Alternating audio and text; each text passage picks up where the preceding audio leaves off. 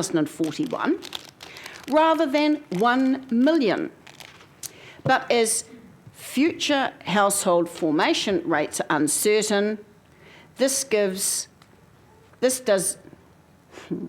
not necessarily mean that the target of 400,000 dwelling units overall should be reduced. The second piece of information was from a briefing note that was flushed out, as it were, from the Minister of Trade, Tim Grosser, arising from a secret meeting between the Trade Minister and the Mayor on the 7th of April. And what this Ministry of Foreign Affairs and Trade briefing paper stated, in confidence, demographic and international connectivity statistics, bullet point, Auckland's population is projected to grow by approximately 700,000 people between 2011 and 2041, assuming a medium population growth scenario. Given the significance of population growth as a driver, it completely baffles me how people have not all been on the same page, but the question is, follow the dollar, and who are the beneficiaries? I believe this is democracy for developers on steroids. With the special housing areas legislation, what has that enabled? What it's been used to do is to flush out state tenants from prime real estate on Tamaki. It has been used to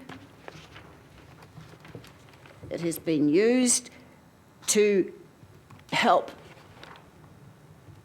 some MPs who have property, and how real estate has trebled, apparently, in the Tamaki region. Well, this is marvellous for property developers, speculators, land bankers and investors, and I am sick of this council putting investors first. What about citizens and ratepayers? Where do they come in? Where do they come in? We're the ones, well, we would pay our rates, of course, if we knew where the money was going, but I think it's shocking who the city is being run for. The other point I would like to make is this secret meeting on the 7th of April. How is it that the Minister of Trade can have a meeting with the Mayor of Auckland, Len Brown, in the Mayor's office to discuss the TPPA, for which an official briefing note was produced, and the Minister of Trade, Tim Grosser, says it's an informal discussion? Hello? What form of informal discussion has a formal written briefing note released under the Official Information Act, and wants to discuss the decision made in December 2012 that Auckland Council passed regarding the Trans-Pacific Partnership? How is it proper for something that so affects elected representatives, the public and the media, that there's a secret meeting and all of these groups are excluded?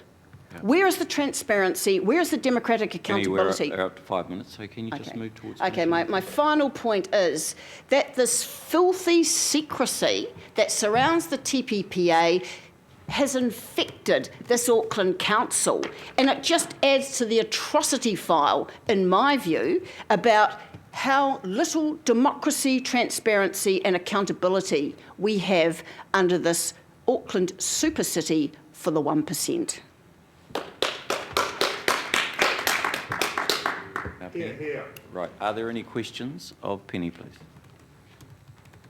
Oh, just my last point is, Mayor, as I stated in my request for speaking rights, if sections C1, C2 and C3, which all involve special housing areas, are not removed from confidential, then I will not be leaving the room, and I'm prepared to take it to the point of arrest, just so you know. Thank you. Thank you.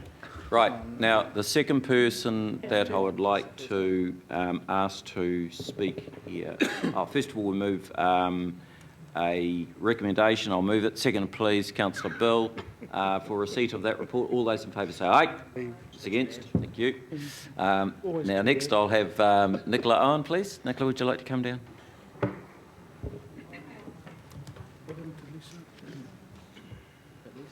What about Lisa? Right, welcome, Nicola. And Nicola, as I indicated to you and outside and at the start of this discussion, the news is relatively fresh, so we probably need as much a briefing as you do. So, but look, happy to have you here, and look forward to hear what you've got to say over the next 5 minutes. Kia ora. Thank you, Mayor, and thank you for allowing us to speak at such late notice. We do have a petition that we'd like to submit to you with over 500 signatures calling for the disability advisors to be retained by Council. And we've been really heartened by the support from our broader community. Just at the beginning, I'd like to state that I do have a conflict of interest. My partner is one of the disability advisors. But as a long-standing member of the Auckland disability community and somebody who was involved in campaigning at the beginning of the Super City to make sure that we did have disability representation, my community is happy for me to speak today. And to be honest with you, it's too important not to. We just heard yesterday that the 2 disability advisors in community development and safety, both of those jobs have been disestablished.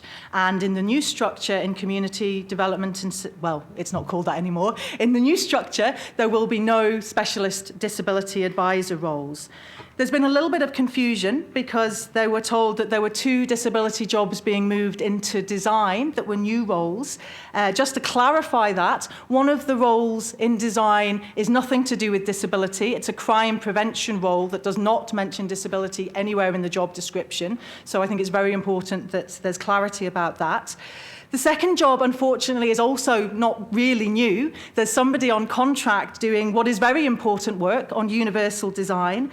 It came from the 2012 Universal Design Conference, which was put together by one of the disability advisors who unfortunately was lost in the last restructure, Claire from here out west. And that role is currently being filled by a contractor from Barrier Free Trust, who are very skilled in this. And to be clear, in terms of the individuals currently working as disability advisors, neither of those people would be able to apply for the new role within design because one of the key requirements is the ability to draw. And as those of you who know our disability advisors will be aware, they are both blind, therefore drawing isn't high in their skill set, and I suspect that they wouldn't be high on the short list for that role when it is advertised externally. Community response is really important, and it's lovely to have all these people behind me here today as I speak to you. You will be aware the Disability Advisory Panel has already passed 2 remits this year requesting that the disability advisor positions be retained. And in the community consultation around the empowered communities approach, disability community, actually the top point in their feedback was that there should be 10 disability advisors to attempt to represent the 1 in 4 people in our city who are disabled. We don't expect you're going to make 10 disability advisor roles, but having already gone from 4 down to 2, admittedly 2 of those were part-time, but we've gone from 4 people in those roles in the last restructure down to 2, and so we're utterly dismayed that now it looks as if we're going to no roles.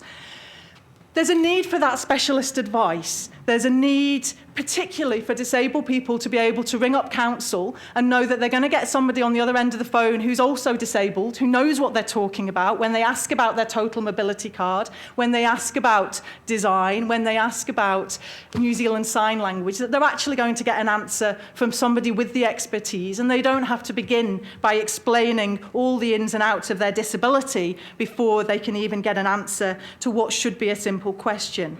As you'll know, the slogan of disability community is nothing about us without us. It's known as international best practice to have disabled people working these roles.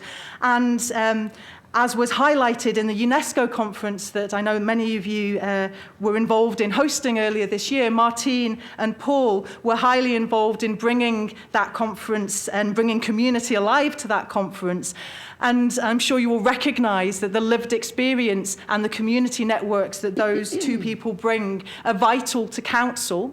And if you think how important they are to council, then imagine how important they are to us as disability community to have somebody as our connection with the council.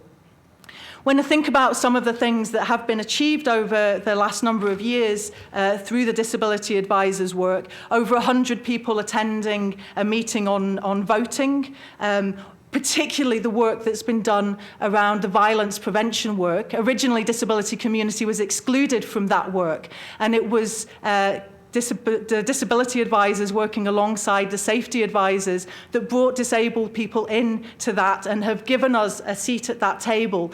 And that's such a vital piece of work, which again is not well represented in the new structure, neither the violence prevention nor the disability work. Disabled people are amongst the most open to abuse and violence, and so it's vital that disability community continues to have a voice within that. Council's also won numerous awards and been nominated for numerous awards as a result of the work of the disability advisors. Most recently, the New Zealand Sign Language Award, providing access to engagement around the unitary plan for deaf people using New Zealand Sign Language, but nominated for a number of awards, particularly around access to events with New Zealand Sign Language and audio description, and invited to speak at international conferences. And actually, Martine, although she knows that her job has been disestablished, is currently overseas involved in work with the World Blind Union, at which she regularly showcases the work of Auckland Council, and particularly the excellent work that's been done around shared spaces. Now, clearly these roles could be positioned elsewhere. They don't have to be in community development. They could be in policy.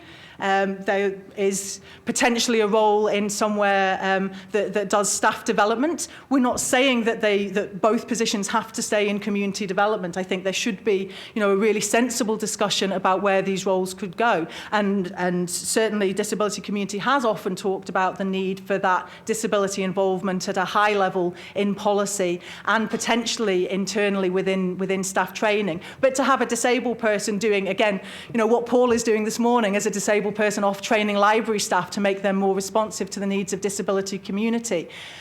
Disability issues are region-wide. It's great when local boards pick them up, but transport can't happen in just a local board. Rubbish collection doesn't happen in a local board. Violence prevention, it's not simply a local board issue. And the new structure gives no opportunity for that region-wide work to be done by disabled people for the disability community within council.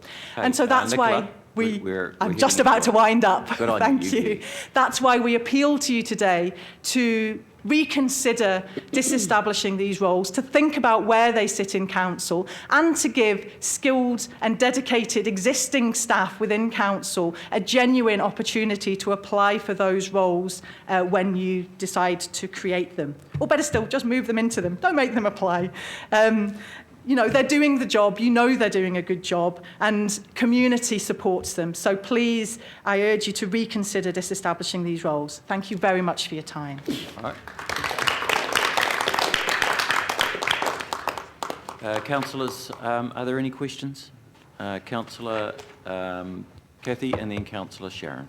Nicola, could you read the prayer of the petition that you're presenting? Read the prayer of the petition. Somebody just took it off. Sorry. And how many signatures are on it? Over 500 so far. Okay. Can you take that? While we're waiting for that, Sharon, have you got a question? Yes. Well, it's really not really a question. It's really a statement, really.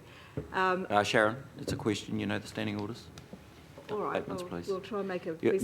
This is quite. Yeah. Well, you know how to make a question out of it.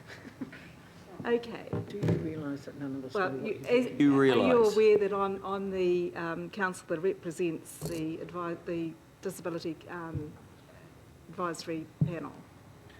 Yes. Yes.